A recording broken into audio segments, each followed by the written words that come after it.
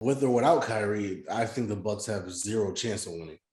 Matter of fact, if the Nets are healthy, they're getting swept, and I think it's going to be a 50-piece every game because I know for a fact the Nets are pissed that Giannis did a dirty play. That was a dirty play. I don't care what anybody tells you. It was a dirty play. So, more reason for Kyrie to come back, get both jabs right now, and pull a Michael Jordan in Space Jam tonight and drop 50 on the Bucks. That's all I'm saying. It would be poetic. It might not happen. I don't think it's happening.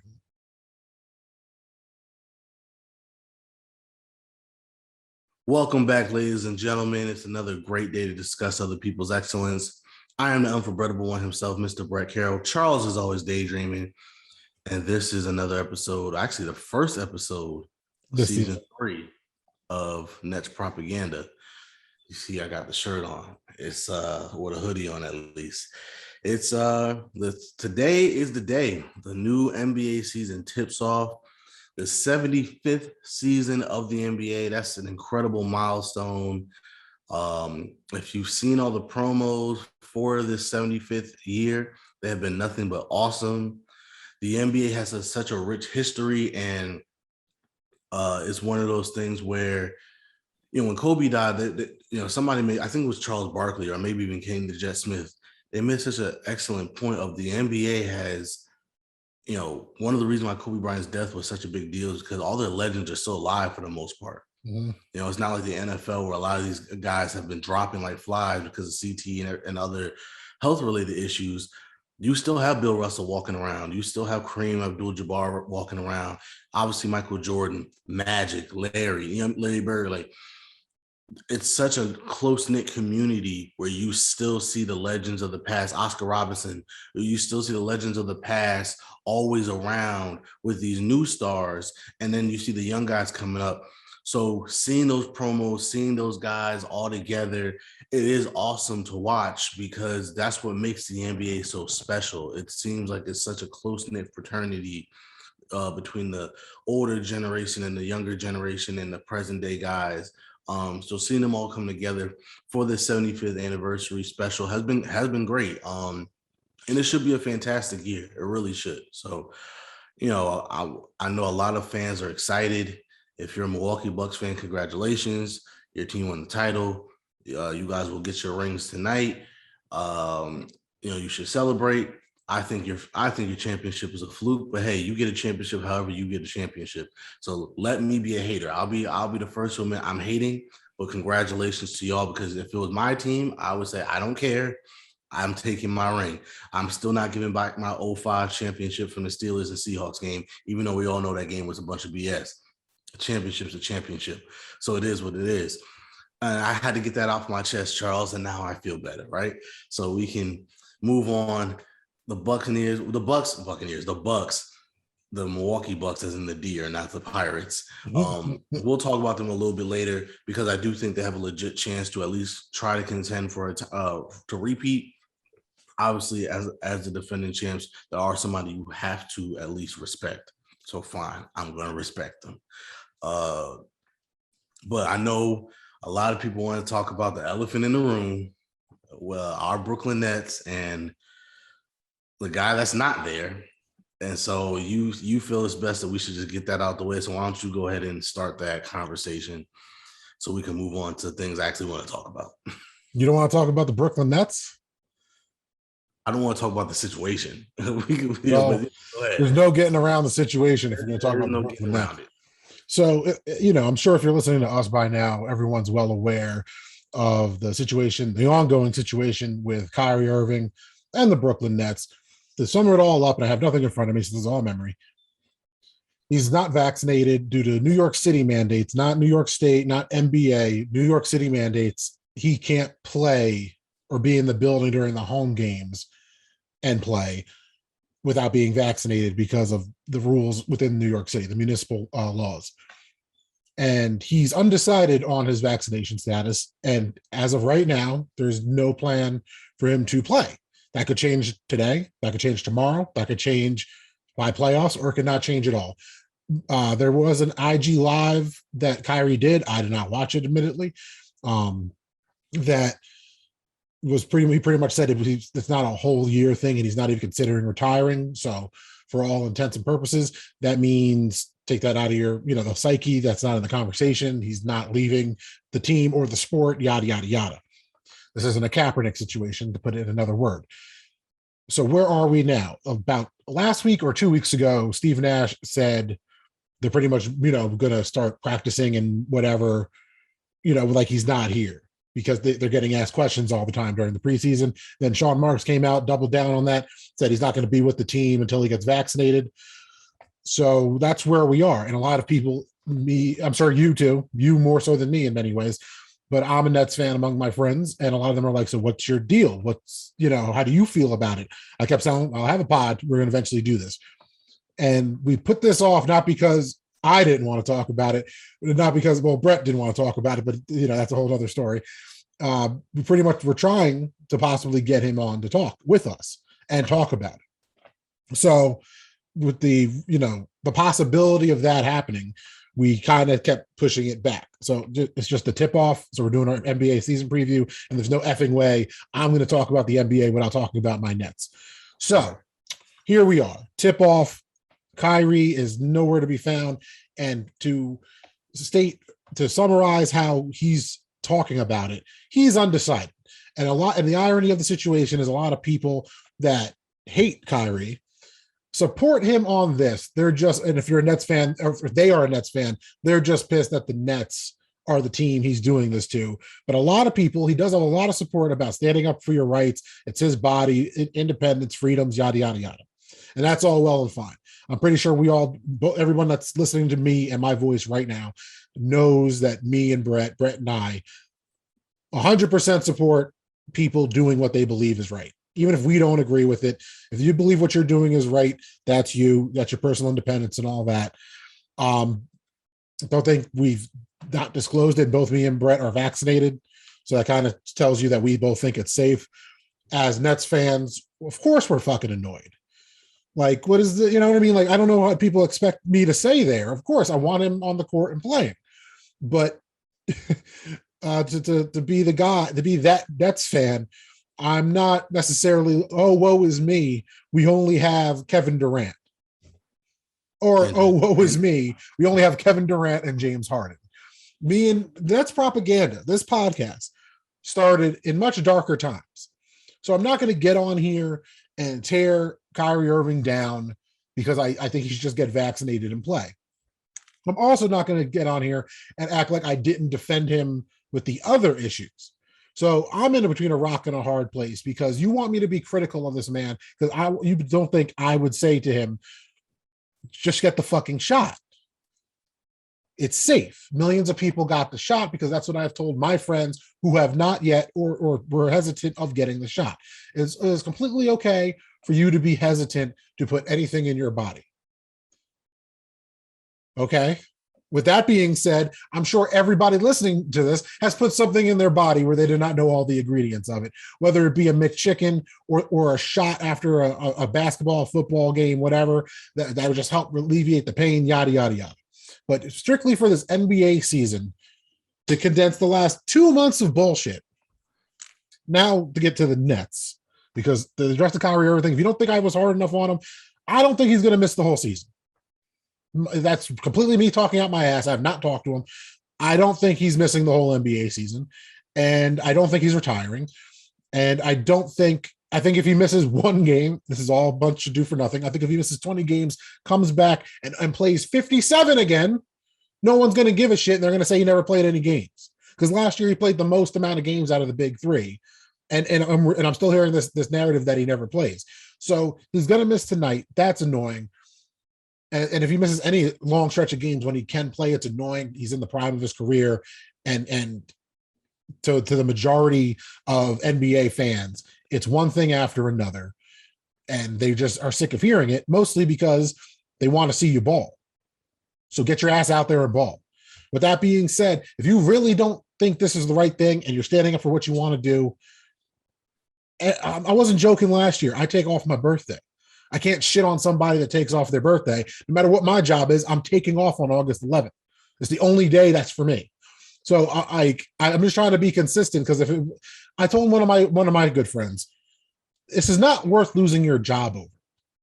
So, and he just has a better job than me. He's like a district or regional manager for something. And I'm just telling him, bro, this is not worth losing your job over. Get the shot if it means keeping your job. I'll extend that same advice to Kai. This is not worth fucking up 9 figures over at all. It's safe. This is not the Tuskegee experiments. This isn't a mass, like they're just castrating us out there. That's not what's going on. I can attest to that. You're not going to become sterilized off this shit. So with all the hesitancy, just look at the sample size and get the shot. With the rest of the Nets, I feel good about the season. One of the questions posed to our NBA preview that Brett sent to me was, how do we feel? Can the Nets win without Kyrie Irving?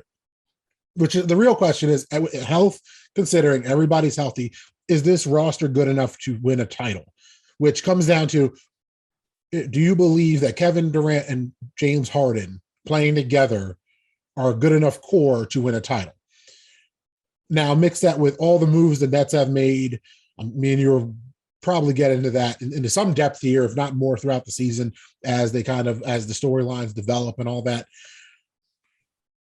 I think so. I think that's that's why I just said don't fuck up your money, because we have 2 MVP caliber superstars that are still playing. And if they're good, and you've expressed this to me, just as a fan, like, you're damned if you do and damned if you don't. If the Nets go out there and they're winning without Kai, well, we don't need him. And if they go out there and start losing, he's the reason they're losing. So no matter what, this is going to be a shitty situation going forward, regardless what happens if he doesn't come back soon enough. If he only misses fucking 10 games, that's why I said 20 before. Misses 20 games and comes back. When he comes back, say we're like 18 and no, they're not going to be 18 and 2, but say we're like 12 and 8 or something like that. Who cares? So I feel like I spend enough time talking about that situation just because there's nothing to talk about yet. I know a lot of my friends want me to shit on him, but he's all right. Like he's okay. Like, he's not hurt. If he comes back with the shot, he's fine. If he doesn't get the shot, he's gonna be okay. Like, the Nets, I don't know what the fans want, because the rumor before the whole vaccination thing was the rumor that, or some dumbasses in the Nets groups were pushing that we should trade for Ben Simmons. The Nets would be better off with Ben Simmons. Before we even get to that, because I'm sure a lot of people want to hear my opinion on this. Yeah, I do. Let me get. I'm a lot of people. Yeah, so let me get that out the way. It's funny because I'm trying to, when we do these pods, like, I know this is a podcast and this I was talking, but I do try to. We are both journalists, and I try to keep my journalistic integrity. That's why when I'm being biased, I say I'm being biased, right? So for this, I'm trying to take my bias out of it, but that's really funny because I'm a diehard Nets fan, right? I've been a Nets fan my whole life, but that's my brother, right? So my loyalty is to him as well. So taking my bias out of it, it's like, if I take one bias out, then I'm technically leaning towards the other bias. And if I take that bias out, I'm technically, so it's like, really, I'm in a lose-lose situation. But here's how I generally feel, right? He has a right to do what he wants to do with his body. I got the shot. I didn't want to get the shot. I have my truth as to why I got the shot. If anybody asks me why I got the shot, I'll explain why I got the shot. But that's my truth. That's my story. That's not on anybody else. Not once have I ever pushed anybody else to get the shot. Because if you don't want to get it, it's up to you. You don't have to get it. Like Kai said in his IG Live, he was very excited about this season. He was looking forward to this season. He was in one of the best shapes of his career. It's year 11. If you know anything about him, he is very into numerology. That's why in year 11, we're thinking this is why he'd be his best year yet, right? And it still can be. Again, it's early, and I'll get to that in a second. Then the mandate comes down, and it changes everything because he didn't think he was going to need to get the shot. So now he's in a period of trying to figure out what's best for him. Right. And I've even had to tell some of our friends this and some of his family members this, like, yo, we know where he stands. That doesn't mean that's his decision. Those are two different things. We know where he stands. We don't know his decision. So one of the things I've been trying to get people to understand is, look, stop trying to help. right? Stop pushing the narratives, whether it's anti-vax or pro-vax or anti-mandate, pro-mandate. Just let him figure this thing out for himself, because this is a decision he's going to have to make for himself, right? That's my thing. On the Nets part of this, I know a lot of people that are mad at the Nets for taking the stance that they took of like, you know what, until you get vaccinated, don't even come around the team, especially once New York reversed their thing on the practicing where he could practice. Because before it was going to be impossible, right? If he couldn't practice and he couldn't play home games, it was really going to be impossible for him to play at all, because God forbid to have a homestand before a road trip, right? There could be weeks before you even see him. Then you expect him to just play because you're playing on the road. Like, that's just impossible. Mm-hmm. With him being able to practice, it at least made it somewhat feasible. But I'm not going to lie, I'm not mad at the Nets for saying, you know what, we're not dealing with this. We're not going to try to jump through all these hoops to accommodate you. Either get vaccinated and come back to work and we'll welcome you with open arms, or don't get vaccinated and stay away. I can't be mad at that, because if I was running a company, I would probably have the same thing, especially if it's not a company mandate. It's like, bro, this wasn't up to us. Again, we both were on the same page of, you're going to play this year. You don't have to get the shot. Don't worry about it. You know what I mean? They were in the middle of contract negotiations. Everything's going great. And then boom, this happens. So I can't be mad at the Nets for saying, you know what, we cannot deal with this year. We're trying to win it. We're trying to win the championship. To your point, we still have 2 former MVPs in Kevin Durant and James Harden. We still got a good team. Instead of trying to jump through hoops to try to loop you in on a per diem basis, basically, take your time. We got this. We'll probably be fine without you. If and when you come back, we'll welcome you with open arms. I can't get mad at the Nets for having that. Again, if I'm taking my bias out of it, I can't get mad at any organization for having that type. I don't think, as biased of Net fans as we are, that, and this is just going to get mad at Brett, people. Like, it's not a quality that me or him have a problem with, that we're not going to just burn people at the stake, especially when we know you on a different level than just the vanity of the mainstream media, which isn't fair to anybody. But see, I guess my point is this: like, again, I'm taking my bias out of this.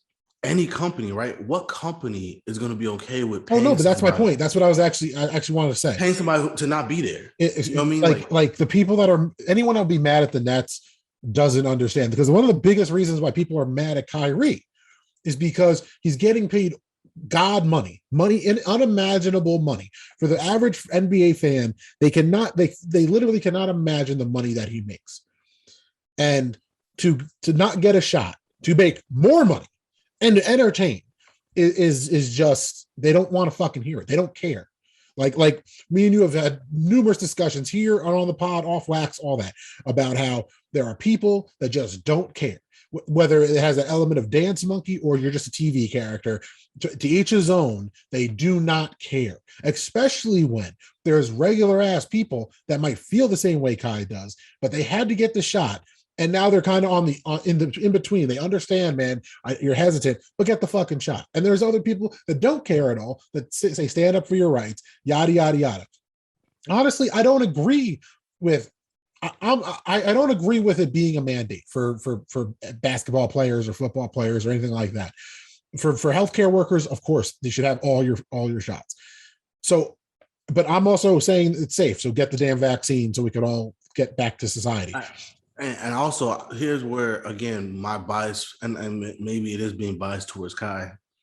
I do think it's unfair, because this is not like a league-wide problem. He just happens to be on a team, on one of 5 teams that have to deal with this, right? Oh no, it's stupid. As far as to how even New York City's handling it, that is fucking stupid. It makes no sense why he can't play, but somebody from whatever Utah, But Bradley Beal can. Yeah, he's unvaccinated. Yeah, and he's going to come into the especially when, if me and you were to go to New York, if we were to say, you know what, if you would say, hey, bro, I don't got work tomorrow, and I said, oh, me neither, let's go to the city tonight. we can go to the city, even if if we went to the city, even though we're from New Jersey and even though we're not employees of New York, we would still have to show vaccination to get into any bar or club or whatever. So why is it the case for that, but not the case for the NBA players or NFL players? That's the part that makes no sense to me, where you're saying that, oh, visiting players could come in and play, but because you're an employee of New York City, you cannot play. That's silly to me, because that's not even how the mandate works for any other part of New York. Like I said, we're from New Jersey. We're from New Jersey. We work in New Jersey. We're not employees of New York City. The only way we can go to New York City and have fun or do anything that we need to do in New York City is because we're vaccinated. So if that part makes no sense to me. And so it is unfair to Kai that he's, again, especially when this kind of came down like a month before the season starts, where it's like, damn, I'm one of only, at the time, only 3 teams that had to deal with it. I think LA adopted the legislation a couple weeks ago. So now 5 teams have to deal with it. And then that's another problem. It's like, okay, yeah, trade them, but who's to say down the line other cities aren't going to do it? I think New Orleans also is either thinking about doing the legislation or they just adopted it themselves or something like that. So who knows? Yeah, you could say, and trade them. Not only trade them, where trade them for what? It's like you trade them. Like no, but like people just, so let's use that and keep it moving, because me and you, we're not scientists. We're not even trying to push this shit, because me and you like to talk about things that aren't COVID. Like, just to put it simply, like we've done a fair job trying to navigate since the XFL pods to this pod, the world, without completely turning the whole conversation into the same conversation everyone else is having, which is, I mean, by everyone else, I don't mean other pods. I mean, literally everyone else on the planet about COVID. So to get back to the sport of basketball, they were talking about, okay, so trade him. And one of the biggest rumors, and I say one of the biggest rumors, so I don't believe it was ever even on the table from either side. And I think Stephen A. Smith is full of shit. So the trade Kyrie for Ben Simmons and some incarnation of that, from a basketball level, say he could play, say he was playing, say both of them are healthy, and you know they're going to play all 82 games. I'm not trading Kyrie Irving for Ben Simmons. There's nothing a part of that. Did anyone watch the Nets last year, or do y'all just play 2K? Because one of my biggest problems with this is last year, when after we made the trade for Harden, everyone was talking shit like, well, how are they going to play together? Kyrie's not going to give up the ball, yada, yada, yada. What happens? Kyrie starts playing the 2. We have one of the best backcourts in the league with Harden running the point. So Kyrie was playing the 2 guard, and he was great at it. It was dangerous. Our backcourt was the best Brooklyn Nets backcourt ever. Probably the best Nets backcourt ever, if not ever. What, the best since Drazen Petrovic and Kenny Anderson? What are we talking about? Or maybe Kid and Vince. Kid and Vince, yeah, but I you're right, because I put Vince. I put Vince at the 3 because I even know Richard Jefferson was the 3. Okay, but anyway, like. How would Ben Simmons fit on the Nets team with Harden and Kevin Durant? No, here, spoilers, he wouldn't. No, here's the thing. I don't even care about that, right? Here's why that rumor, and anybody that believe that rumor, like, please shut up. Like, I say this all the time, shut up and kill yourself. There's 7 billion people in the world. We don't need everybody. Shut up and kill yourself. If you believe that even if you believe that Ben Simmons makes us better, Kyrie Irving makes the Sixers better. I don't care what, you can hate Kyrie all you want. Kyrie Irving makes the Sixers better, if nothing else by addition, by subtraction. So you're telling me we're going to trade one of our best players to our division rival, forget conference rival, division rival, and potentially get worse to make them better? I'm a Steelers fan, right? We need offensive linemen. The Ravens have all their running backs hurt. That's like the Steelers and the Ravens saying, oh, you need a lineman and you need a running back. We're going to give you Najee Harris. You give us one of your best linemen. That will never freaking happen, because why on God's green earth would I make my division rival, who I'm in direct competition to, better? And people are going to say, well, what, the Eagles traded Donovan McNabb to the Washington team? Yeah, because they thought he was washed. Best believe if they thought he was in his prime and was still good, they would have never traded him in the division. That was a slap in McNabb's face that they traded him to Washington. Okay? Bro, the division rivals don't make, like, the biggest trade ever. And I think in NBA history between division rivals was the Vince Carter trade between the Nets and the Raptors. That's the only one that comes in my head that were as a divisional trade like that. And at the time, the Raptors weren't relevant. So that's what I'm saying. There's not two teams competing for a title saying, you know what, we're going to do this. The Nets fans that magically think that Kyrie's just not going to play for the Sixers and a pick and roll with him and Embiid just wouldn't work. You know why you don't do that? Ask Red Sox fans why you don't do that. You ever heard of Kurt to the Bambino? Yeah, come on. You just don't. Great do Bambino. Sorry, you just don't do that. How many people don't know Sandlot? Right? Oh my God, are we aging ourselves? Jesus, a little bit. That when I heard those rumors, when me and you were in the same Facebook Nets chats and all this other stuff, and people really are going with this, I said, "Oh my God, you guys don't know basketball. Like common sense tells you that's not real." Someone said to me in a reply that Ben Simmons would fit better with Harden running the point than Kyrie did. Again, even if you believe that's true, and that's whole another level of stupidity, but even if you believe that's true, why would the Nets make that trade? That makes zero sense. Now, I will say this, and this is something that is important with this Kyrie Irving thing and everything that's going on. The fact that James Harden isn't signed, the fact that Daryl Morey is in Philly, the fact that James Harden is probably seeing how this season plays out. Because if the Nets don't make the finals, James Harden might look around and say, well, you know what?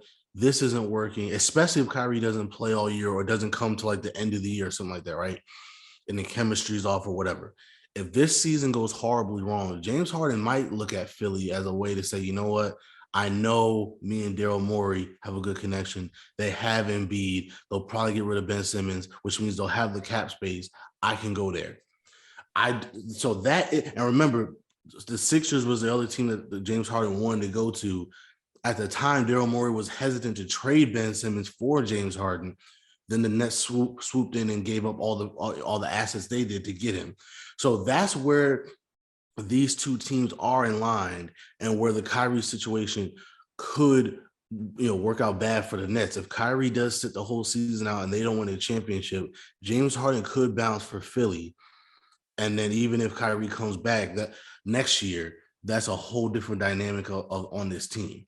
That is a possibility. But also, again, but you also have to include, because we haven't talked about the Nets on Nets propaganda in months since the conference finals, I think. So we haven't even touched on the fact that KD has re-signed and KD has extended. He extended with a 4-year, $198 million extension. So KD, that's 4 years after this year, correct? Right. Yes, an extension. Right. So for the foreseeable future, that NBA 5 years is the foreseeable future in the NBA as far as anyone's concerned. So we have Kevin Durant, and Kyrie was talking extensions too before all this happened, as you alluded to. The only reason that I believe that Harden did not sign the extension is because he could make something like $60 million a year by waiting till the end of the season.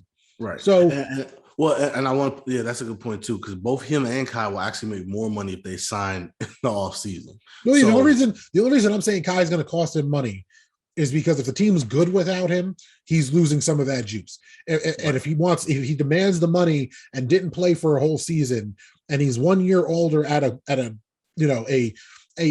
deep position in the NBA, let's say, that when we're talking the max contract numbers that we're talking, losing 30 mil, you could still make 30 mil now. So that is a big, big factor in him costing himself money. And that's with all the caveats of how this season gets spun from the media, the team, the agents, every direction, all the political machinations that make up the NBA, that there's a situation at the end of the season, or a possible situation at the end of the season, where Kyrie isn't looking at the extension that he was just negotiating anymore, but Harden might resign for that ungodly $60 million a year number, which just sounds crazy, but it's true because he's still on his rookie deal technically with all the trades. He's only gotten traded. He's never been a free agent that signed with another team. So he was on OKC, got traded to the Houston, signed an extension, got traded to the Nets. The bird rights are there. So the $60 million for Harden doesn't really act the same as $60 million towards Kyrie or KD. At least that's my understanding of how the contracts work right now. But I feel good going into this season. I really do. Because he's a MVP and because he's like the super duper max. That's why. Mm-hmm. But also with the bird rights that like that's what I'm saying. With bird rights, plus he's 10 years plus he's an MVP, plus all this other stuff. That's why he can get so much money because, and again, that's why Kyrie could get more money next year because now he's over 10 years in. So that's part of it too. So there's a lot to go on there. To answer the question, yeah, the Nets, I think with or without Kyrie should be the best team in the league, especially in the Eastern Conference. I was gonna say in the league. Yeah, no, in the league. Prime Kevin Durant, healthy Kevin Durant, prime James Harden, healthy James Harden. They have other pieces. Kyrie, I think, puts them like well over the top. But I think those two guys together is good enough to win, especially when you consider what's going on in Philly. And maybe we should get to that next since we already talked about it. And especially when you consider, people forget PJ Tucker is not on that Bucks team. That was a huge component to them winning. Right. Oh, and before we move on from the Nets, I just got to say one thing. I'm Nets fans. I saw this in one of the Nets groups I'm in that someone said Kyrie Irving might be the most hated Net of all time. And to that person, I want to know, did you become a Nets fan in 2019 or 2020? And to that person, have you ever heard the name Darren Williams before? Because there's plenty of Nets fans that don't like Kyrie Irving, but they're not stupid and they're not going to say that dumb shit. So we can move on now. But I just want to clarify, if you're out there and you're a Nets fan, you might be hella annoyed with the constant headlines and lack of hardware in the Kyrie Irving era. But one thing you're not going to argue is you'd rather have Darren Williams. Because we're going to say, somebody said, Darren Williams played. Yeah, but his best number season, his best statistical season, he played less games than Kyrie did last year. Yeah, and so he was eligible for all the same things. And guess what he did? It was like 20, it was like the 21 and whatever something team season assists. And then he was never that good again. And that was the last season in New Jersey, people. So just context for that's just point guards. That's like, y'all bandwagon fans are annoying me. Like you didn't even go through the pain that we went through. Most hated Net. Yeah, this is still a good problem to have. It's like, are we going to win the championship or are we going to blow everybody out? Like, that's really what we're talking about here. Like, are we going to just win if everybody's healthy, or are we going to just run the table? I mean, what do these fake ass bandwagon fans want? Right? Because so we're down one superstar. It sucks. It's annoying. Be upset. Those are the same people that say that he's our third best player anyway. So I know. So they hate on him anyway, right? And then, so if he's not playing because he's always hurt or whatever your fucking narrative is, and then we got the other two, if they get hurt, even our GM has shown he can make moves in the season to improve the team. He showed that before we had any superstars. Like in Marks, we trust people. We're still a contender. And the Bucks, we beat the Bucks by fucking 50 before Kyrie got hurt. 50. I didn't think that was a possible number as a Nets fan. From all the shit teams I've watched in my recent memory, not my life, since, in my recent memory, since I graduated Rutgers, recent memory. And now y'all are coming at me like, oh, your season's over, blah, blah, blah. You're never going to get to see the big three play together. You can't threaten me with a big two when we never had superstars like this to begin with. And if you want to say Kidd and Vince Carter, cool. But Kidd and Vince Carter will get ran off the fucking court with this Nets team. What are we talking about? Like, I hate to break it to you. If we're going to give both teams health, the only team that Nets team that has a chance at beating the Nets team last year at full health, or this year at full health, would be the Kidd, Martin, Richard Jefferson, Kerry Kittle's Nets. And guess what? They're losing in 4. Like, they're just going to have heart. Yeah, they're not. Yeah, they're not winning. And I'm a Nets fan. I got jerseys right back here. Like, this is what I do. This is what I am. Y'all are annoying. You're threatening me with contending. That's not a threat. And here's the thing, and just to put a bow on this, because we do want to move on, because we don't want to talk too much about this. Like I said, the season is so, like, this isn't NFL, right? Where if he misses 5 games, just, oh my God, you already missed like a quarter of the season. dude, if he comes back in a month or two, even if he came back in January, like, no, that's what I couldn't remember. I wanted to say. Yeah, So, what are we talking hypothetically, a best case scenario, if Kyrie isn't going to get the shot, and we're hoping on mandates getting reversed and everything, is De Blasio's out of office in January. I don't think he's running for re-election. I don't live in New York, so sorry. I don't think he's running for re-election. But even if he is, he ain't winning. I know that I can tell you that, just being the poli-sci nerd I am. So best case scenario is January 20 something, I think. The mandate gets lifted. That's if he doesn't get the shot. If he wakes up tomorrow after watching the game tonight, because we're recording the couple hours before tip off, then this is all for naught. At least we vented for 30 minutes and you guys got to hear us what we thought about this situation that we also have no control over. So right. And I think that's important too. Like, again, it's early. Like, who knows what's going to happen between now and the end of the season. I don't think, I really, in my heart of hearts, don't believe he's going to sell out this entire year. I just don't. Don't. Because again, he's making a decision. He's going to do more research. He's going to, he's got to be comfortable with it. And you gave your advice before. My only advice would be, and this is to anybody that's thinking about it, right? If you're undecided and you're flip-flopping and you can't figure it out, the moment you even think to yourself, you know what, maybe I should get it, don't think about it anymore. Just go and get it, right? And just get it over with. Because once you get the first shot, it's like there's no point in not getting the second shot, right? Depending on which one you get. So that's my biggest thing is like, if you are doing your research and you're unsure and you're trying to figure out what your future is, the moment you even get an inkling, like, you know what, maybe I should just go get it, then don't delay the inevitable. Just go get it. And that's for Kyrie too. And guess what? Take your time, bro. Again, this is a long ass season. Take your time. Figure out what's best for you. If you do more research on it and you're more comfortable with it, then go ahead and take the shot. You know what I mean? If you really are diligent in your research and you go all season and say, you know what, I did my research and I'm still not comfortable, then hey, you know what I mean? Like, as long as you did your due diligence, because I do think it's at least fair to your teammates to do your due diligence. Don't just sit here on October 19th and say, oh, I don't want to get the shot. That's the end of it. And don't even think about it again. I do think it is fair to your teammates to at least do all the research you need to be comfortable in your decision, right? I do think that's fair to ask.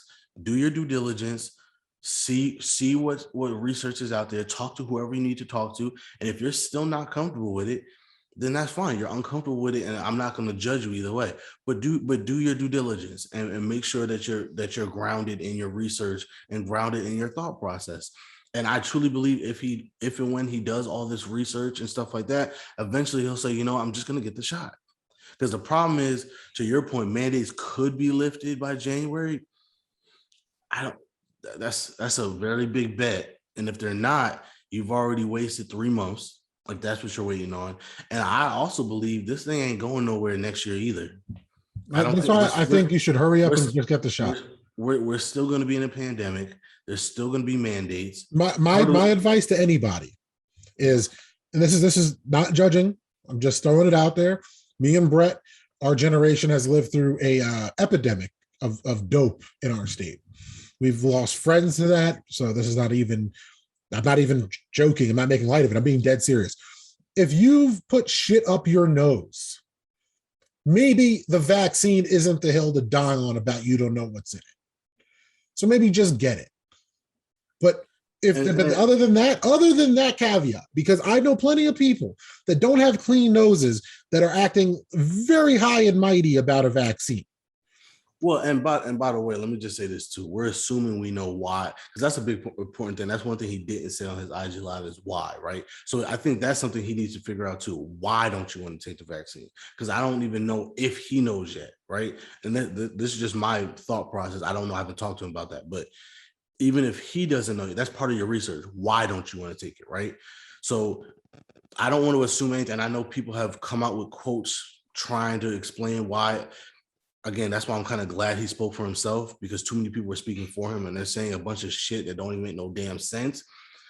Kai's not into Western medicine. Just to sum it up for everybody that might not know, just in a nutshell, he's not into Western medicine.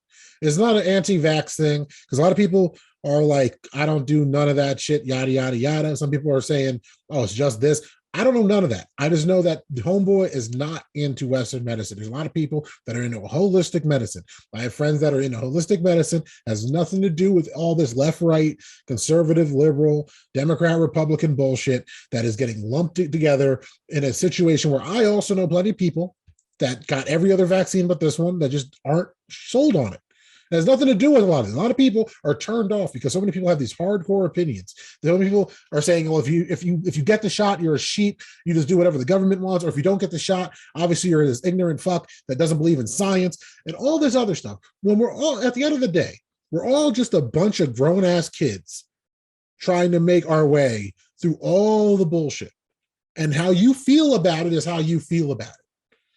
But when it affects other people, that's when other people can comment. And that's when other people get to feel whatever way. I'm trying to speak as vague as possible because the irony is both sides feel the same way. Right. So there's no winning on this. And me and Brett, we're not going to get an answer right now. We, you know what I mean? Like, sorry, we don't got more in-depth shit to tell you, but that's the truth. Like, that's the messed up part. You can at least know that is that don't believe all the bullshit when somebody says something like, oh, well, close source to me, close the idea, whatever, man. Yeah, like, we don't know because, again, he don't know. And that's what I'm saying. Do your research. He's going to do his research, and he'll come to a decision at some point. He hasn't made a decision yet. But again, we know where he stands. We don't know his decision. And I will support his decision no matter what, as long as I know for a fact that he at least did his due diligence either way. You know what I mean? That's it. And we definitely got to move on because there's more topics to get to. Oh, yeah, we actually want to talk about the NBA. Right. And we mentioned Ben Simmons multiple times, so we might as well go there next. He got kicked out of practice today. Yeah. Ben Simmons is trying to pull a James Harden, be a disgruntled worker, and make himself. Vince Carter, show some respect to the legends. Yeah, like, make himself, tradable. Here's my thing. It's the age-old question. What makes more sense? Play and get your trade value up, or be disgruntled and force your way out? I think in Ben Simmons' case specifically, I would behoove him to play. And here's why. You're not James Harden. You're not James Harden. You're not James Harden. No, you're not James Harden. And the last time that we saw you, you disappointed. Whether you want to admit that or not, the last time we saw you, you disappointed in the biggest moment that your team needed you to perform in. And so even if you don't want to be there anymore, and I can understand why, when your coach blasts you in the media and says, I don't know if I can win the championship with that guy. When other people say stuff about you, I could see where you say, you know what, screw y'all, I don't want to be here. Fine. I don't, that part of it, that doesn't bother me. If you don't want to be there, you don't want to be there. But you need to get out of your own way, out of your own ego, and look at yourself and realize, bro, I have not worked on my jump shot enough where I'm comfortable shooting it. He's worked on it, but obviously you have not worked on it enough where you're comfortable. I give Giannis a lot of crap. At least Giannis, every year you can tell, is trying to get to be better. Yeah, we should actually give, because I know Brett's still very salty about the playoffs, everybody. So let me say, for both of us, though, for all the shit that all the times me and him both said this year, 2021, that he's not that good, that's in the context of we know he's balling. We are not saying his heart's not there. We're not saying that he's not dominant. We're not saying he isn't a great center. Because I mean that as a compliment. He's one of the greatest centers that I've ever seen. He's just going to do a little bit more than Shaq could do. So, like, heart's a big part of this. A big reason why me and Brett aren't killing Kai more, like a lot of Nets fans probably want us to, is because it's one of those when you know someone's heart's in the right spot. And even if you disagree with them, you just want to choke them. You don't want to, injure them so they don't play. You just want to choke them a little bit. And Giannis has heart. Kyrie balls. Whenever he's on the court, he has heart. And Sixers fans, from what me talking to people in my family, my friends, you talking to Sixers fans, us being fans of the sport, I've had questions about Ben Simmons' heart since he was at LSU and they didn't make the tournament. If he's supposed to be the new LeBron, How did he not make March Madness? You know what I mean? And ever since then, I've been a doubter.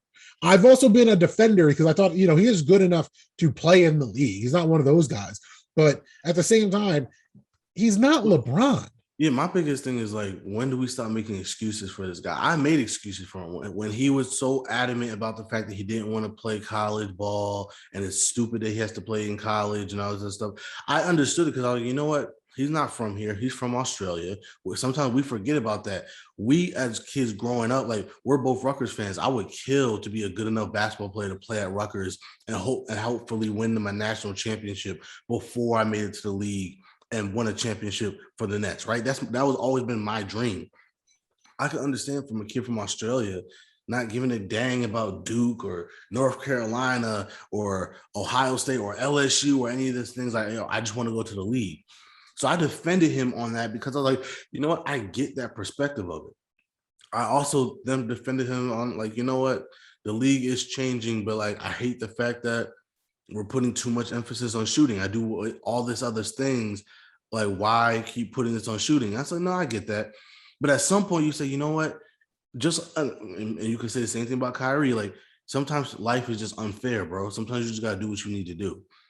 And at the end of the day, your lack of shooting ability is hurting your team. Again, for the people, like we said, oh, you want Ben Simmons on the Nets? Cool. So you want a guy in the playoffs you can't put in late game situations because they're just going to foul him? Already have him. His name is Joe Harris. Like, sorry. It's just like residuals from the playoffs. My bad. It's a new season. It's just silly. And so at some point it's like, Ben Simmons, bro, when are you gonna stop making excuses and just do what you're supposed to do, bro?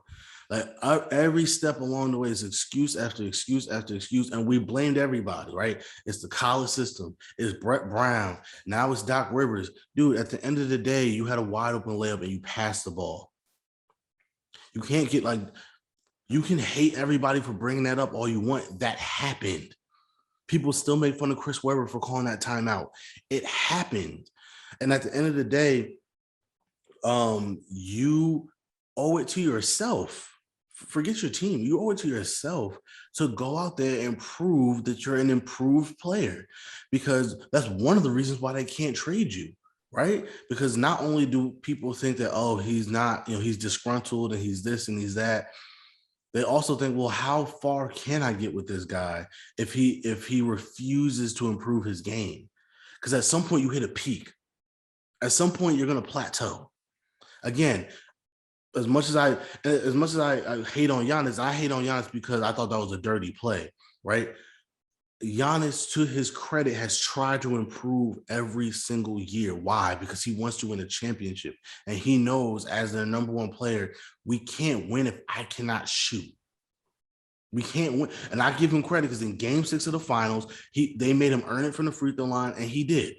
Right? Well, I think it was like 16 for 19 from the free throw line, game 6 or something like that. That is major props to a guy who all playoff, that was the meme of us counting to make sure that he's not taking more than 10 seconds to shoot the ball. And when he does, it's not an air ball. Like, you got to give him props for that. Ben Simmons, because you cannot shoot, you're hurting your team. You don't take certain shots. No, that's the best example, is that we saw Giannis work on something over the course of a couple weeks. We saw that he really we got to Giannis to the point where the other teams in the NBA started following suit. That's how big of a deal it was that Nets fans started counting down those foul shots. And to his credit, he worked on it, and he did not let that be the reason. And you said it. We have not seen Ben Simmons work. I'm not saying you haven't, bro. But well, no, every offseason there's somehow videos of him shooting and making 3-pointers, but you still refuse to take him in a game. You still refuse to, like, in big situations, you always pass the ball because you don't want to get fouled. It's like, bro, that's part of it. You, like, if you're not going to improve on something, then and let me also say this: some people just can't shoot. Okay, like, I get it. Shooting is a skill. We fall in love with Steph Curry because we believe that that's just him working harder on it. If I do that, I could be just as good as a shooter as Steph Curry. No, you can't. He had an innate ability to shoot, and he worked on it. Mm-hmm. That's like even Kai. He had an innate ability to dribble, and he worked on it, which is why his handles are probably the greatest ever. Same thing with Steph Curry with his shooting. Some people just can't shoot. I get that. Nobody's saying you have to be a freaking 50% shooter from the three-point line, but you got to at least be able to be respectable. LeBron couldn't shoot when he first started in the league. He became unstoppable once he worked on it to the point where you had to at least respect him. You can't just leave him open on the three-point line. He will kill you from there. And people, and his free throws haven't been great, but he does enough where that doesn't really matter. Ben Simmons, at this point of your career, bro, like, you got to grow up.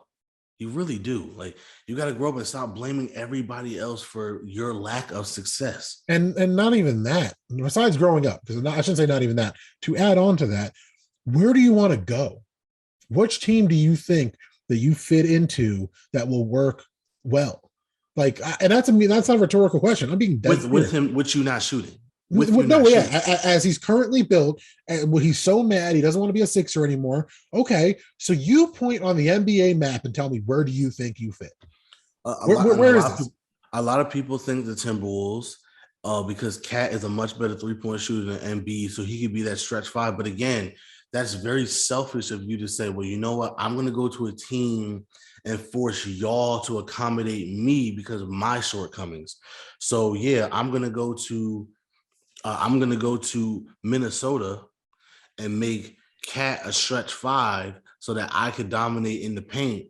When that takes away Cat's greatness, that takes away the Timberwolves' greatness, right? Greatness is a loose term for there. Well, great, and then that's another thing. Are you really going to make the Timberwolves that much better? Like, no. So you rather lose and play your way than improve and hopefully and maybe win a championship? Because if Ben Simmons could shoot, the Sixers would be that much better of a team.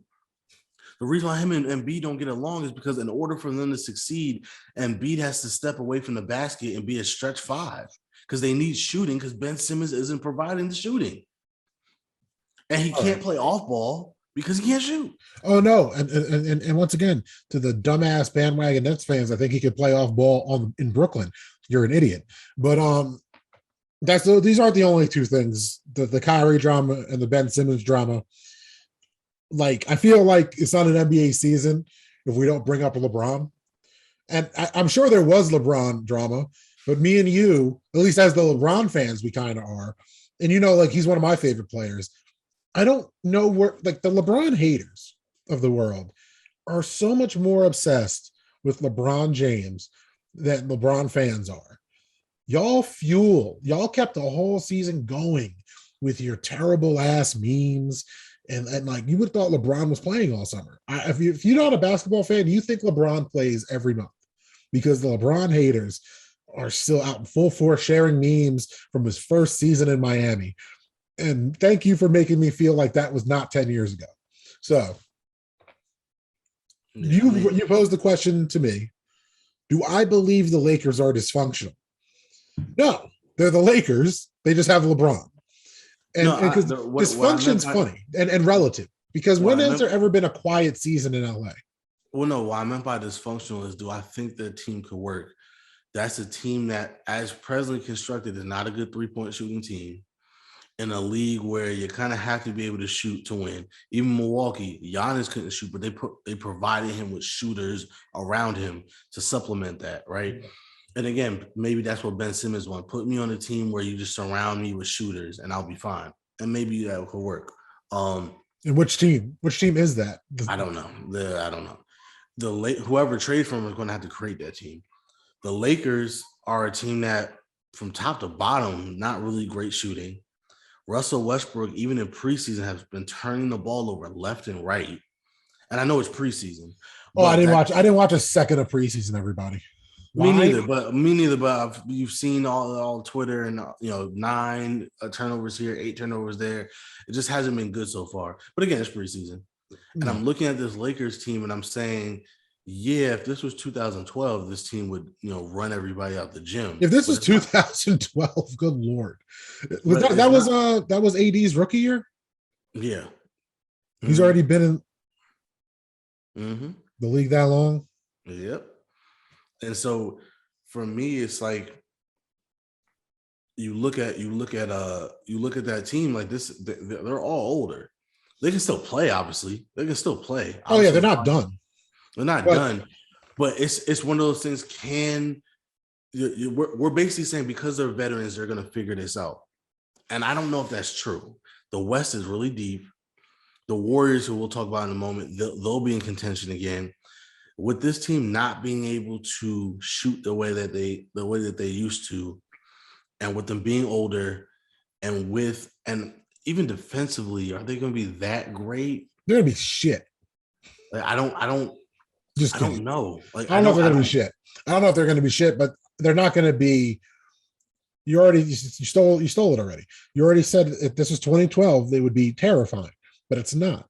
And Russell Westbrook is one of those players, you love him or you hate him. I think I fall more to the love of him. Like, I really appreciate the triple-double seasons I've seen him do, because he, once again, to go back to the heart conversation, no one's denying that dude got heart. So man, he's never going to cheat you. No, he's going to ball. And him on the court with Melo and LeBron, I don't see it being a problem per se. AD, like the crazy part, this is why I brought up LeBron, because people still only bring up LeBron.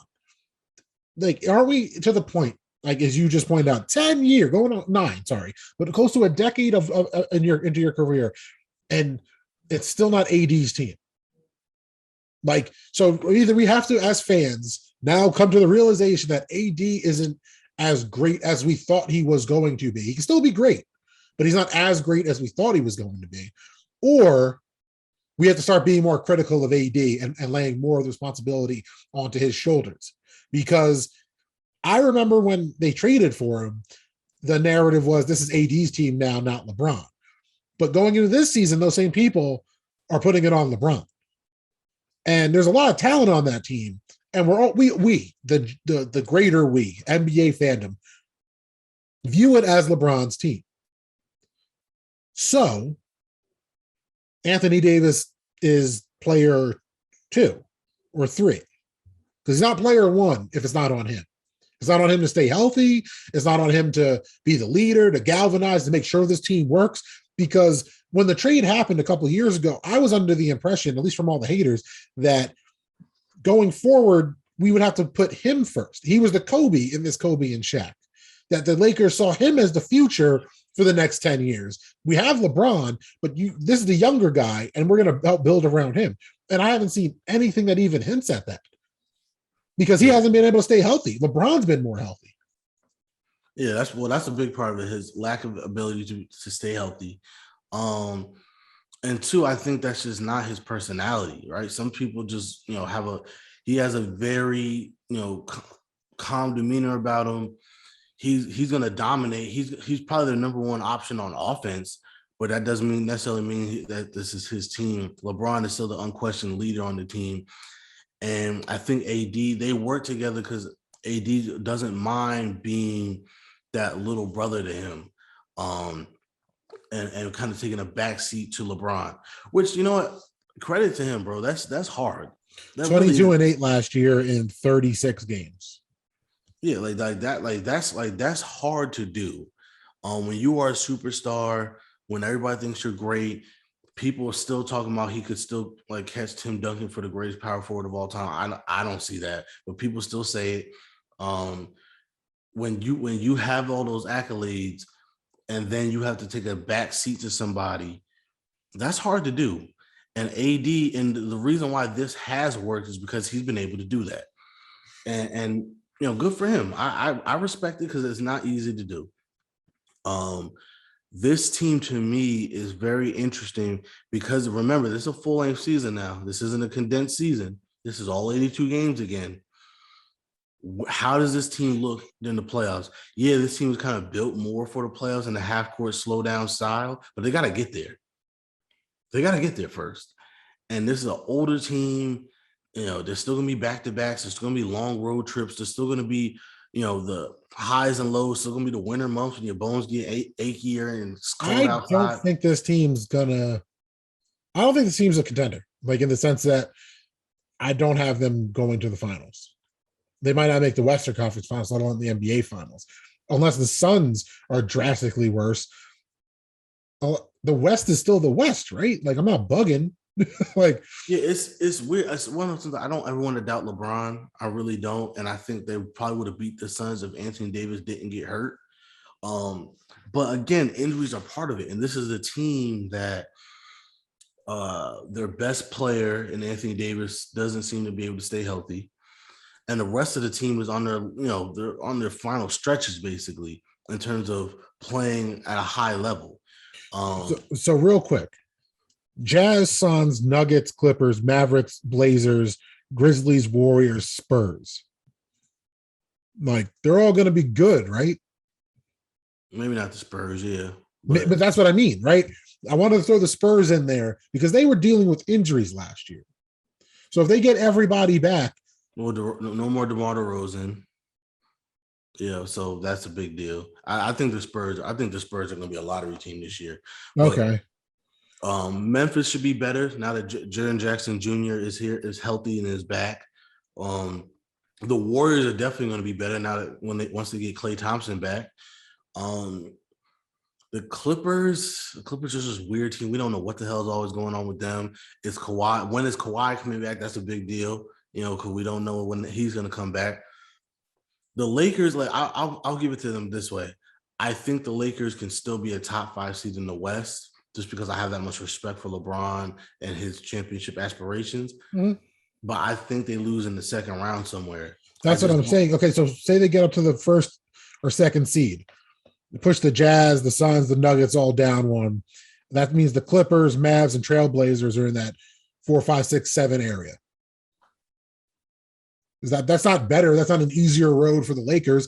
Like, I don't think the Lakers want to see the Nuggets. I'm just being honest. The Nuggets, we sleep on them every year. I don't think they want to see the Nuggets. They could beat the Blazers in the first round, which they probably will. That's probably who they'll end up facing in the first round, the Blazers. No love for Dame Dollar. No, it's not no love for him. It's just we know what Portland is. They're just not that good of a team. He's got to score 60 for them to be good. They'll probably beat Portland or the Mavericks in the first round, and in the second round when they have to face the Clippers or the Suns or the Jazz, I just don't know how they beat them. I just don't. I don't know. Going into the season, right? Going in blind, it hasn't started yet. I wouldn't be over here saying that the Mavericks might lose to the Lakers in the first round. I'd be one of those people. I would. It's Luka, and you don't trust anybody else in that team. I mean, it's Luka, and you don't trust any. If we're gonna say everything about AD, we gotta say the same thing about Porzingis, and even worse, right? Yeah. So the Lakers, I think, would beat the Mavericks. The Warriors are interesting. They made the AFC last year without Klay. With Klay, I'm thinking maybe there's as high as 3. But I just don't. I still don't think that Warriors team is good enough. I know a lot of people think they're going to be back in the finals. I don't see it. What about the Jazz? I think the Jazz are for real. I think the Suns are for real. I doubted them last year, but they proved to me that they are for real, especially the Suns. So I'm not going to doubt their ability to turn this thing to, build off of what they did last year. You know what I mean? I remember Mike Conley was hurt for all the playoffs last year, so they didn't even have their guy. So that's what I'm saying. If the Lakers get into a run and gun meet with the Jazz or the Suns, I don't know how they beat. I just don't know how they beat them this year. I just don't. Their chance was last year. Sorry, flipping it back real quick back to the East, because both conferences are really interesting if we're going to just try to look ahead, which is impossible because we don't know how it's going to turn out, right? But in the East, last year's the 1 through 8 was the Sixers, Nets, Bucks, Knicks, Hawks, Heat, Celtics, Wizards. I'm immediately dropping the Wizards out of that. I don't care because the Hornets and Bulls both got better, in my opinion. So I think one of them or both of them will be the 7 and 8. The Celtics and the Heat and the Hawks, to a certain extent, they could all improve. But the Hawks and the Knicks are the 2 teams I'm looking at. Like, you guys might not be as good. They might be just as good. I should say it like that. They could be just as good, but that would only get you to the 6 seed this year. No, you have no faith in the Hawks or the Knicks. I have no faith in the Knicks, and I'm not being a Knicks hater. the Knicks were a surprise team last year. I think this year people see them coming. And I think this year people got the recipe on how to defeat them, right? The Hawks, I think, are legit because Trae Young, they have Trae Young, they have a young core that's gotten better with experience, right? And they've had that first year of experience, and they don't fear anybody. Like they show, like, yo, take us lightly if you want. Like we're gonna beat you in the playoffs if you take us lightly. So I think the Hawks can, either stay where they are, or maybe take a one step higher. The Knicks, unfortunately, I don't think they improved that much in the offseason. And I think they're one of those teams where like people figured them out and they're not surprised, but they're not sneaking up on anybody anymore. So I see the Knicks taking a step down. The Bulls are going to be better. Do you say take a step down? Do you mean not in the playoffs? No. I think they'll make the playoffs. They'll probably be the playing team. Like, so I think they'll be like, 10 through 8. Okay. Well, maybe seven. But again, the Bulls and the Hornets are definitely, and the Heat too. Like Kyle Lowry is a big deal. Remember, the Heat were decimated with injuries last year.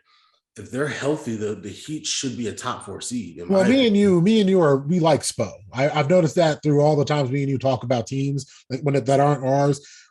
We give the Heat more props than anybody that's not a Heat fan, because I don't think there's been a time, even when they sucked, me and you were like, I'm not sleeping on Spo. As long as Spo's coaching that team, I think that he can win a game. If healthy, I think they have the 4th best roster in the East. Like up and down. If healthy, if everybody's healthy in the East. And again, the weird thing about this is the Sixers, because what happens with Ben Simmons, right? Like that's a big deal. But the Nets, Bucks, Sixers, and Celtics, I think, would be in my top 4 rosters, because the Celtics got Jason Tatum and Jaylen Brown. They were hurt, and I forgot about the Celtics because they were hurt last year too. But no Kemba anymore. No Kemba, no offense, Kemba. But that's who's their point guard right now? That's big in this league. You need a point guard. They should bring back Scary Terry since he was so. And they have a first-year head coach. I don't know about the Celtics. I think the Celtics lost their luster a little bit. To me, I think the Celtics lost their luster. I think they're a 6th seed. I really think if healthy, Miami will be that 4th team. I think I'm giving the Sixers enough credit and Doc Rivers enough credit that they'll still figure it out. They won't be the number 1 team in the East, but they might drop down to 3. You need to watch out for the Hornets and the Bulls, though. The Bulls are gonna be good. The Bulls could be 5th, 6th. Same Hornets will probably be 7th. I don't think they're gonna be that much better. They'll be 7th. I mean, I'm also being a fan with the Hornets. I'm not gonna lie. I think it's cool. They got LaMelo and that kid, the youngest brother, that had to deal with shit that was not his creating at all. Like, you're not a wrestling fan. I'm a wrestling fan. One of the most replayed, this will be forever, mind you, one of the most replayed botches in wrestling from the last 5 years is when the balls were on Raw and that whole clown show that was. And LaMelo was young and said, beat that nigga ass on live TV on the USA Network. So I feel bad because wrestling fans only know him as that kid that was LaMelo, that was LeVar's son, and seeing him just grow up visually, because I saw him there, didn't really pay attention to him, and then he got drafted, right? And he looks more grown now. And to me, and same with Lonzo, man. Like it's funny. Go back and watch Alonzo anything from his last year in college and his rookie year on the Lakers and see how he carries himself now. Like it's just. I never rooted against them because of their dad.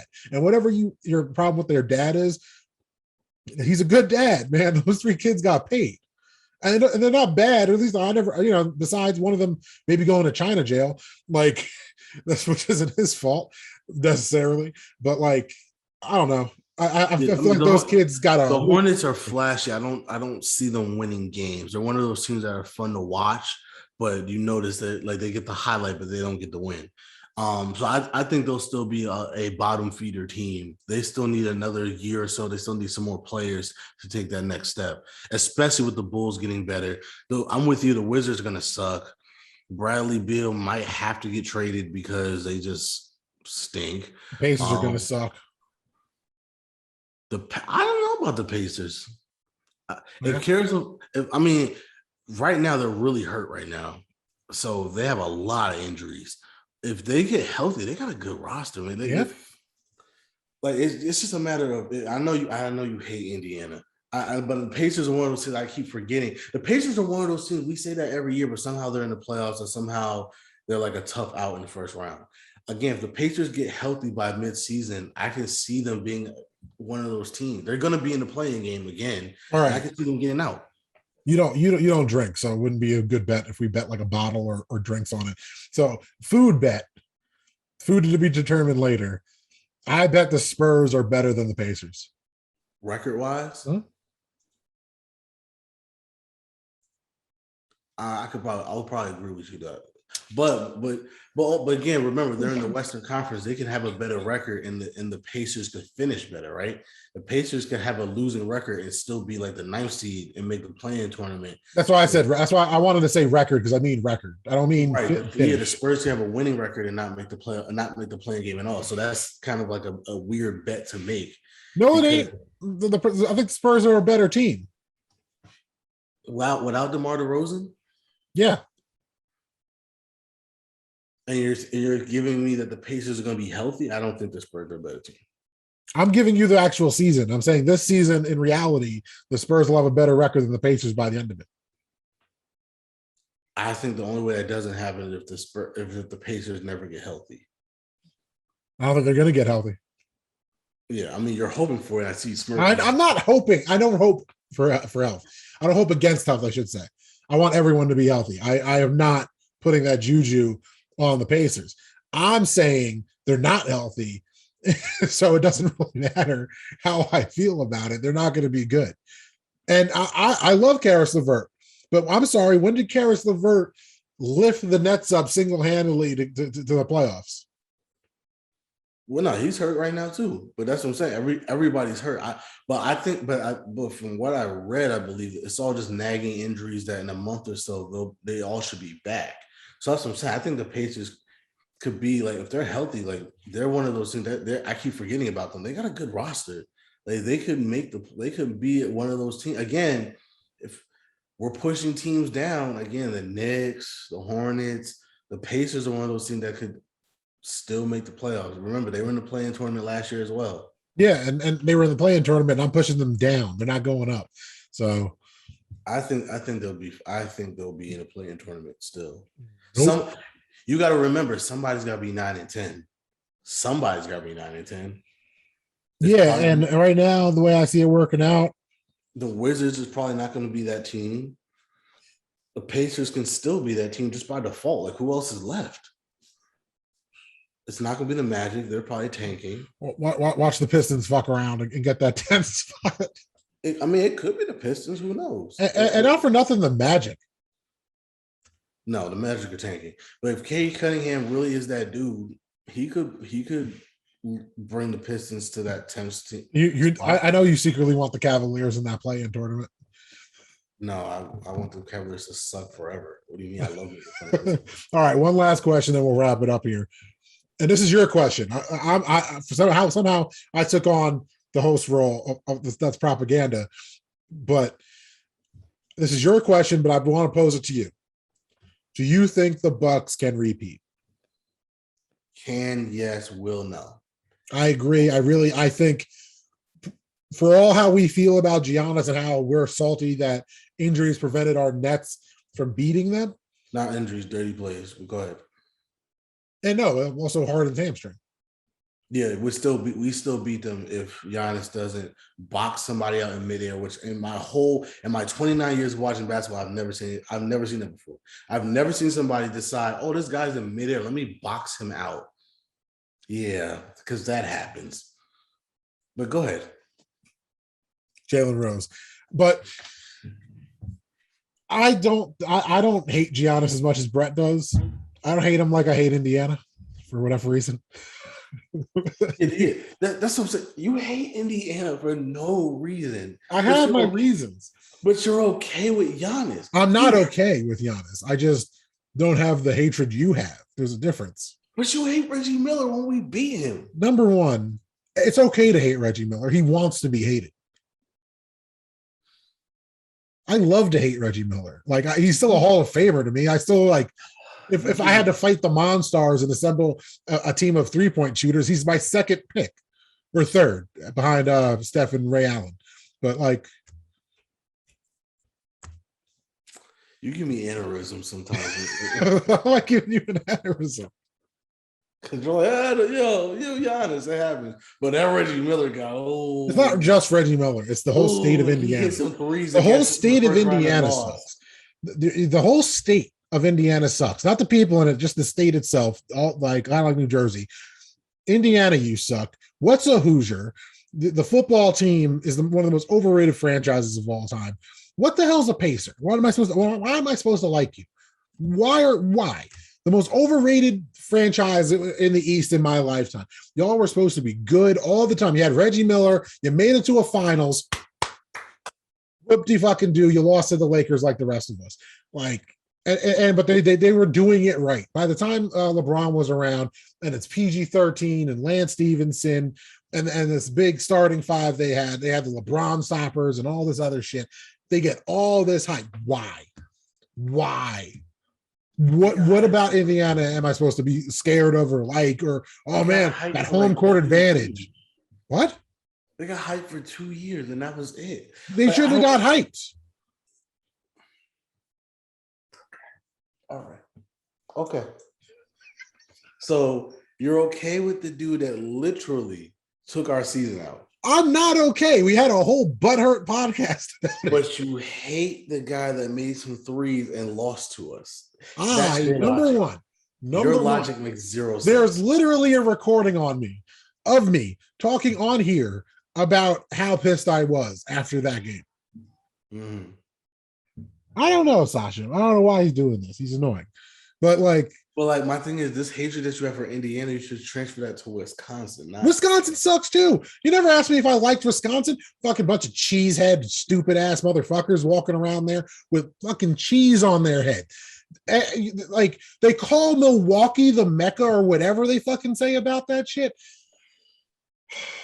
They lucked out drafting Giannis. They lucked out just having Big O and Lou Alcindor in their history. And if it wasn't for this ring, no one would be like, oh yeah, the Bucks, what a historic franchise. You just want to hear me rant about Giannis. And you try to snake your way into get me ranting about Giannis. No, I honestly, for the life of me, I just don't get your obsession with Indiana. I don't have an obsession with Indiana. They're in the East. I have to bring them up when they're not going to be good. That's not hate. Okay. All right. The question was, can the Bucks repeat? Yes, they can repeat, especially if the Sixers are a train wreck and if the Nets can't stay healthy and Kyrie is not there all year, then absolutely. Then the Bucks would be my pick to get out the East. If the Sixers trade Ben Simmons sooner rather than later, and or he shuts up and plays and they figure it out, and if the Nets are healthy, with or without Kyrie, I think the Bucks have zero chance of winning. Matter of fact, if the Nets are healthy, they're getting swept, and I think it's going to be a 50-piece every game because I know for a fact the Nets are pissed that Giannis did a dirty play. That was a dirty play. I don't care what anybody tells you. It was a dirty play. So, more reason for Kyrie to come back, get both jabs right now, and pull a Michael Jordan in Space Jam tonight and drop 50 on the Bucks. That's all I'm saying. It would be poetic. It might not happen. I don't think it's happening. Watch as soon as we finish with breaking news. I'm like, mother effer. Bro, we're about to wrap up now. It's about 2 hours before the game starts. Oh, by the way, because I wasn't in the notes and I brought it up. Well, how do you feel about the Warriors? How far do you think the Warriors can go? Oh, me? Yeah. Like, I think the Warriors healthy could win a title. Really? I don't know. For some reason, I just don't see it. Like, they got a good team. I think people are fantasizing about the fact that, they won before KD even got there. And I think we forget that first year that they won, everybody they played was hurt. Everybody. Like, and Mike Conley was hurt for the Grizzlies. I think the Rockets were hurt. Obviously, yeah, but you could do that with almost all. You could do that so many titles. Like, I'm not. No, but here's what I'm getting with this. Kyrie was hurt with the Cavs. we also forget they were down 3-1 to the Thunder, and the Thunder choked before they were up 3-1 to the Cavs, and the Cavs came back and won. I say it all the time. They needed KD. They got KD. You know, we all blame KD for joining the Warriors. We never asked, well, hold on, Warriors. Y'all talked all that shit. Why didn't y'all just say we're healthy this year? Let's run it back. No, you went and got KD and made it impossible. So for me, I look at this team and I say, yeah, they're a good team, but because of their dynasty, the league has gotten better. You know what I mean? Like high tide raises all ships. Mm-hmm. Like, every team has gotten better since those teams that went to the finals before Kevin Durant. And Andrew Wiggins is good, but remember, Klay Thompson hasn't played in 2 years now. You know what I mean? No. Like Klay Thompson doesn't need a dribble to be effective. No, I understand that, but Klay Thompson coming back, I have to believe is at least a little bit worse than what he was before he left, even as just a pure shooter. Like, you know, he still plays basketball. He still plays defense, right? He's one of their best defenders. Can he still be their lockdown perimeter defender? I don't know. Can he still be that guy that runs around the court all game and gets his wide open shots just running off of screens and stuff? I don't know. I got to see it. But even if he is, I don't see this team as automatically a top 2 or 3 team in the West. I think. No, I didn't say top, but I think they could contend. Like, I was talking about the Lakers before. I think the Lakers at full strength still don't want to see the Warriors in a 7-game series, because if they get hot, it's just different. The Splash Brothers are different if they get hot in one quarter and Klay drops 40. No, and that's very true. That's true. All I'm saying. Like all jokes aside, they're just as dangerous as any other team. If we're giving health to everybody, Steph and Klay are just as dangerous. I'm giving them help. What I'm saying is I guess my point is I didn't necessarily believe in them before. I definitely don't believe in them now. Given health, given age, given that this team isn't nearly as deep as that team was before. We forget, like, that team was deep as hell. There's a reason why I got an Andre Iguodala won Finals MVP. Like, that team was deep because it covered LeBron. That's the reason. Like, they don't have the depth. I don't think they have the defense they used to have. They used to be a great defensive team, which is another underrated portion of what they were. I don't think they're nearly as good defensively. And then, like I said, Klay's older and he's hurt. Steph is older. I think they're going to be a great team. I just don't see them coming out of the West. I don't see them getting to the Western Conference Finals. That's just me. Unless, they play guys and people get hurt again. And I'm just going to say, well, they're just the luckiest fucking team of all time. So that's just how I feel about them. All right. Tell them where they can find you, because I'm getting whacked in the face by my cat, who came over here because you were yelling at me about Indiana. Just so you know. Yeah, she smacked you in the face because she realizes you're full of shit. Wow.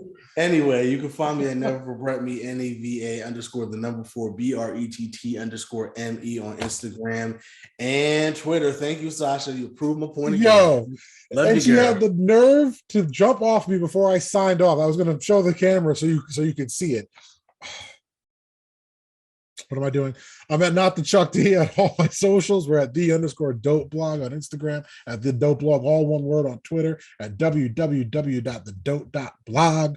And we are on YouTube. So as Brad's going to tell you, on YouTube, please like, subscribe, and share. We love you guys so much. And join us next time as we continue to discuss other people's excellence. This is just one of how many, because with so much basketball ahead of us. Yeah.